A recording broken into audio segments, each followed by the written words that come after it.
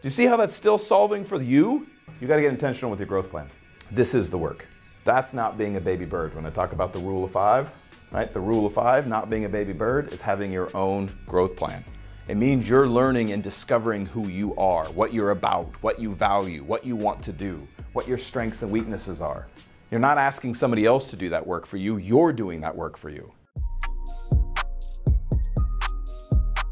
So I like to ask this question. Use them however you want.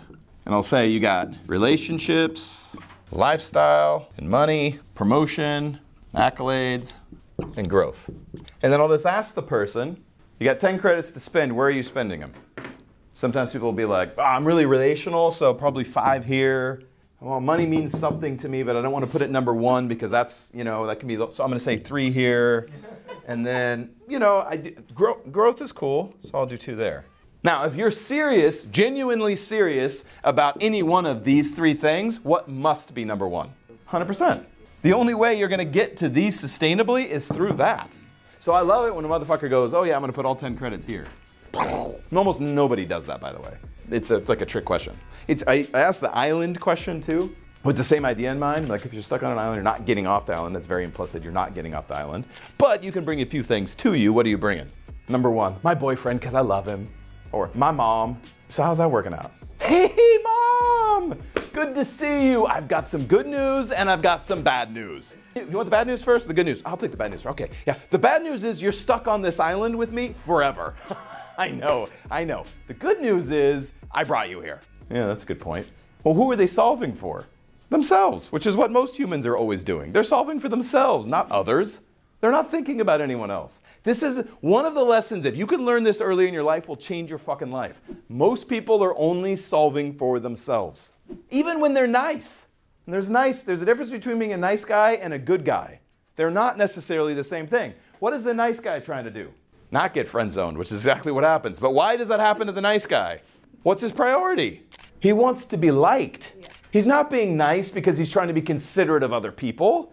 He's being nice because he wants to be liked. Do you see how that's still solving for you? You got to get intentional with your growth plan. This is the work. That's not being a baby bird. When I talk about the rule of 5, right? The rule of 5, not being a baby bird, is having your own growth plan. It means you're learning and discovering who you are, what you're about, what you value, what you want to do, what your strengths and weaknesses are. You're not asking somebody else to do that work for you. You're doing that work for you. Fuck, if you could figure this out, you'll put yourself in the top 1% quick. Most people don't have the ability to do this. They're like the fly hitting the window. This time, this time, this time, this time. Create a goal that's big enough that it's going to force you to change.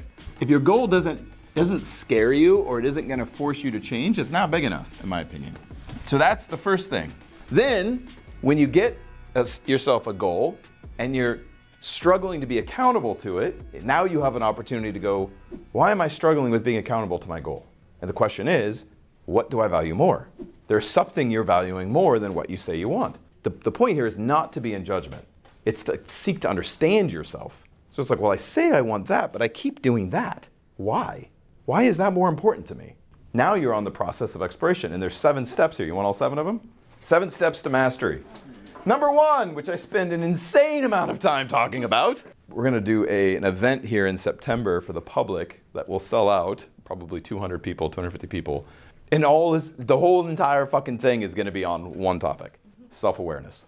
Because 85% of humans are not self-aware. They are the fly hitting the window and wondering why their life isn't getting any better. Just this time, this time, this time, this time. And then when the window doesn't open, they blame the window. Because that's humanity. Humanity is really fascinating. Okay, so step number 1, we got to be aware. Self-awareness is step number 1. By the way, there was a big study that was done, World Economic Forum published it right before COVID, I have it saved somewhere, that found that the leading indicator of lasting success are the people who reinvent themselves over and over again, the Sir Richard Bransons in the world who are not successful for 5 years but decades over decades, found the number 1 trait they all had was self-awareness. They knew what they were good at, they knew what they weren't good at, they knew who they were, they knew what they valued, and they were constantly able to reinvent themselves. So number 1 is self-awareness. Number 2 is, now that we're self-aware, we go through a process of exploration. I say I want this goal, I say I want to be financially free, but I continue to make decisions that seem to fly in the face of what I say I want. Well, what the fuck? Why am I doing that? Step 2, exploration. Now I'm going to explore why I continue to make decisions that are counter to what I say I really want. All right? This is humans. You know how many humans say, I want to be married, I want to be in a monogamous relationship, but can't stand monogamy? Well, statistically, probably at least 50%, and those are the ones who are honest. So maybe we explore why. Well, why the fuck do I say I want this, but I don't actually like monogamy? Exploration, discovery. I actually really like certainty, though, and I perceive that having this is going to make my life more certain or more stable. However, terribly inconvenient, I also really like uncertainty. Wow, am I confused? Referencing 6 human needs psychology. Yeah. Right? So now we've got awareness, that leads to exploration, that leads to discovery. Exploration leads to the discovery of, oh, why do I do what I do? Layer in, sprinkle in trauma responses to childhood, right? Which is where a lot of this shit, none of us get out of childhood unscathed. Even I used to think like, well, maybe if you grew up in a perfect household, right? And then I ran into people who grew up in a perfect household. And they would say things like, well, my parents were perfect. They supported me in whatever I wanted to do. They didn't really come down on me too hard when I made mistakes. They said, that's okay, honey. What did you learn from it? I'm like, fuck, that's amazing. I'm like, wow, you really turned out to be a great product. They were like, well, the problem is now I feel like I'm never going to be enough. I'm never going to fill in their shoes. They're too good. I'm like, oh, so that's your lesson. Like, fuck. It's like, man, that wasn't my situation was much different than that. But I used to think, oh, okay, maybe there is such a thing. Now I'm pretty sure nobody gets out of childhood without trauma. In fact, I think that's part of the game. All right, get fucked up with a bunch of trauma and then spend the rest of your life trying to figure that shit out. And you get to decide whether you figure it out or not. Your choice, though. I would offer to all of you, this is my humble opinion, that every single one of us chose exactly how we wanted to drop in and where we wanted to drop in. Our sex, our religion, our race, the country we reside in, all of that was part of the lessons we wanted to learn. Now that might be a hell of a jump for some of you. We'll stay out of the topic for now, but just consider it. Okay, discovery leads to step 4, which is understanding. Oh, I believe these things because when I was 5 years old, my mom and dad divorced, and I perceived to be it was all about money.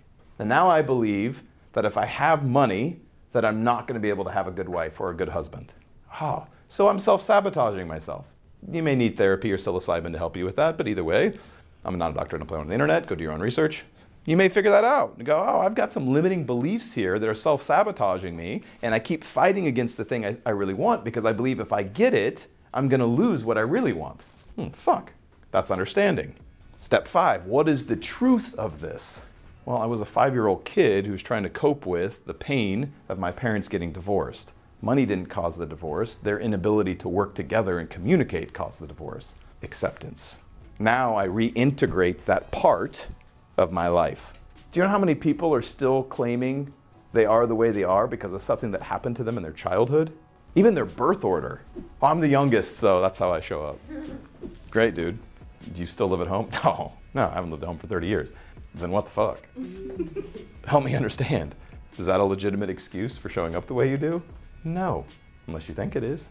Okay, so that's acceptance, step 5. Step 6 is transcendence. I now step through this now that it's integrated and it's no longer part of my story.